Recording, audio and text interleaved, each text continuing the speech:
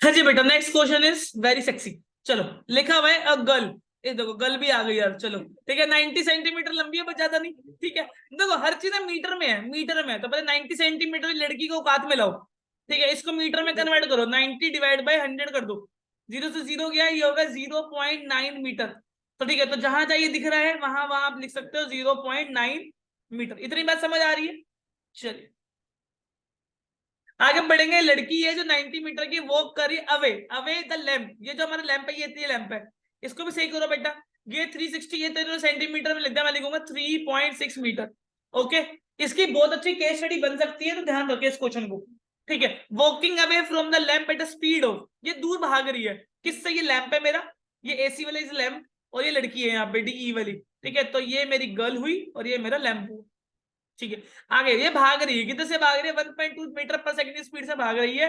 और इसको कुल मिलाकर कितने सेकंड लगे? 4 सेकंड लगे। तो मतलब यहां से यहां तक भागी, कितना भागी है, कितने स्पीड से? 1.2 मीटर पर सेकंड स्पीड से। और उसको कितने सेकंड लग गए?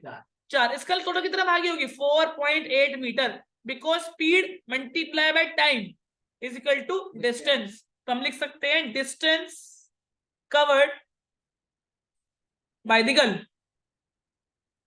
जो कि ब्रैकेट में दे सकते हो एडी है, इस स्पीड मतलब 1.2 multiply 4, that is 4.8 metre. Okay, बात समझ आ रही है? तो ये यहां से यहां तक चलिए बेटा 4.8। हमें देखना है कि आगे लिखा हुआ है, लिखा हुआ है the lamp is 3.8 metre from the ground, find the length of the shadow. इसका मतलब लड़की है ना, इसकी शैडो बन रही होगी यहाँ, सूरज होगा यहाँ कहीं, ये पोल पे शैडो मार रहा होगा, लड़की पे शैडो आ रही होगी, शैडो बन रही है यहाँ। इसका मतलब कुल मिला के क्वेश्चन ने डायरेक्टली मुझसे पूछा है कि डीबी बता दो कितनी होगी। क्या बता दो? डीबी कितनी होगी। उससे पहले हमें एक छोटा सा कॉन्सेप्ट पता होना चाहिए, किसका? कॉन्ग्रेंसी ऑफ द ट्रायंगल का। तो अगर मैं बात करूं कॉन्ग्रेंसी ऑफ द ट्रायंगल की, मुझे दो ट्रायंगल बड़े प्यारे दिख रहे हैं जो कि 90 डिग्री के हैं। एक तो दिख रहा है मुझे C A B and E D B. Okay, यहाँ पे कॉन्ग्रेंसी सिमिलैरिटी बोलते हैं कि दो एंगल, जो एंगल ए और एंगल डी, वो तो बेटा एक तो 90 डिग्री ईच है। अच्छा, एक एंगल बी और एक एंगल बी दोनों ही कैसे हैं बेटा? कॉमन एंगल है।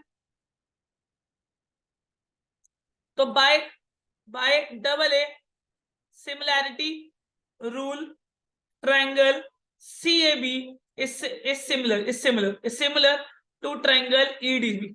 कितनी बात समझ आ रही है? ठीक है, उसके बाद मुझे पता है अगर सिमिलर है तो उसकी कोरस्पॉन्डिंग साइड क्या होंगी? प्रोपोर्शनेट।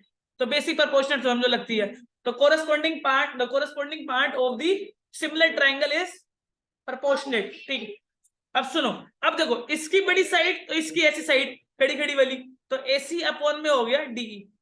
और इसकी लेटी हुई साइड बड़े ट्रायंगल की कौन सी है? A B. और इसकी जो छोटी साइड है वो कौन सी है? D B. अब मुझे देखना है कि कौन सा क्या क्या बन सकता है। एसी दे रखा है क्या? यस, 3.6।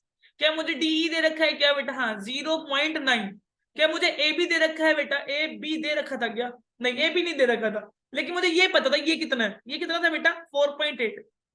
तो इसका मतलब मैं लिख सकता हूँ 4.8 प्लस, इसको मैं एक्स मान लू तो मैं इसको एक्स लिख सकता हूँ। अपॉन में डी भी मुझे दे नहीं रखा, लेकिन मैं इसको एक्स लिख सकता हूँ अगेन। ठीक है, बात समझ आ रही है यहाँ से यहाँ तक की? चलिए अब आगे बढ़ेंगे, इसी को आगे पोस्ट करते हैं। तो दैट इज, देखो कितना अच्छा क्वेश्चन लग रहा है। 3.6 अपॉन में 0.9 इक्विवेलेंट टू 4.8 प्लस में एक्स अपॉन में that is x, cross multiply करते हुए 9 में 36 काटेंगे बेटा, अभी काट दूंगा सीधे ही। लो चलो काट देते, पॉइंट से पॉइंट गया। 9 के टर्म में 36 कब आता है? 3 पे 9, 4 पे आता होगा, 4 पर। तो 4 इज इक्वल टू में 4.8 plus x upon x, cross multiply कर लो। तो 4x इज इक्वल टू में 4.8 प्लस एक्स, एक्स को इधर ले जाओ बेटा, 3x हो जाएगा 4.8। तो x की वैल्यू आ गई 4.8 अपॉन 3। डेसिमल हटा दू क्या? हटा दो। 3 के टेबल से काटेंगे 1 और 6, तो आ गया 16/10, आंसर आ गया 1.6। तो x की वैल्यू आ गई 1.6, मतलब जो शैडो है उसकी जो डीबी वाली शैडो है वो बन रही होगी 1.6 मीटर की। क्या बात समझ आ रही है? इजी क्वेश्चन था। चलिए बेटा